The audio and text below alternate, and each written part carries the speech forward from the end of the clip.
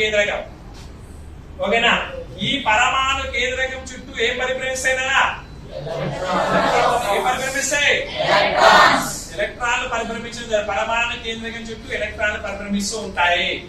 పరమాణు కేంద్రకం చుట్టూ మరి ఈ పరిభ్రమించేటువంటి ఎలక్ట్రాన్లు అనేవి కూడా ఎక్కడంటే ఒక కక్షలోనే పరిభ్రమిస్తూ ఉంటాయి.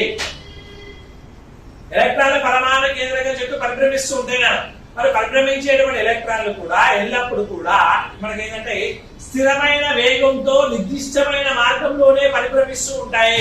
మరి ఎలక్ట్రాన్ ఈ విధంగా పరిభ్రమిస్తాయి కదా, పరిభ్రమించేటప్పుడు వాటి వేగం అనేది స్థిరంగానే ఉంటది.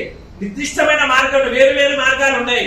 నిర్దిష్టమైన మార్గంలోనే స్థిరమైన వేగంతో ఏదంటే పరిభ్రమిస్తూ ఉంటాయి. మరి ఒక కక్షలో పరిభ్రమిస్తూ ఉంటాయని మనం చెప్తాం. ఈ కక్షలనే ఇతను ఏమని పేరు పెట్టాడంటే కర్పరాలు. ఏంటినా కర్పరాలు అని పేరు పెట్టడం జరిగింది. కక్షల ఇతను కర్పరాలు అని పేరు పెట్టారు. ఓకేనా? మరి కర్పరాలో వాళ్ళకి ఏం చేసిన వాడి సంఖ్యని కూడా ఏర్పాటు చేశారు. 1 2 3 4 అని ఏర్పాటు చేయడం జరిగింది. సో చేసి మన వాడి పేరు కూడా పెట్టారు. KLMN అని పేరు పెట్టారు. KLM అని పేరు పెట్టారు.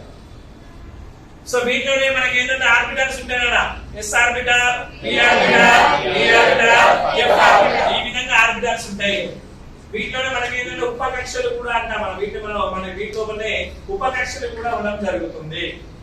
మరి ఈ విధంగా ఇక్కడ ఏం చేస్తుందంటే నాన్న మరి పరమాణు కేంద్రకం చుట్టూ ఎలక్ట్రాన్లు పరిభ్రమిస్తున్నాయి. ఓకే, బాగానే ఉంది.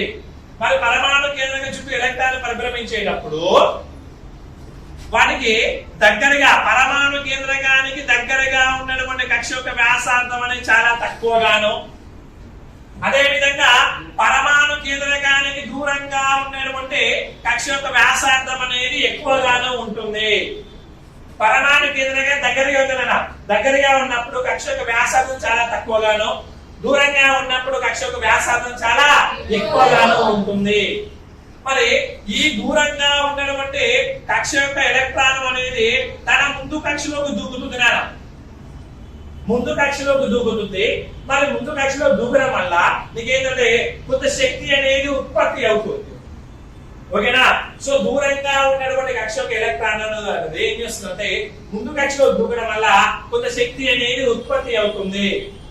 ఈ ఉత్పత్తి అయిన శక్తి అనేది ఏ విధంగా ఉంటుందంటే మనకు వచ్చేసిందంటే సో H ఎప్సిలాన్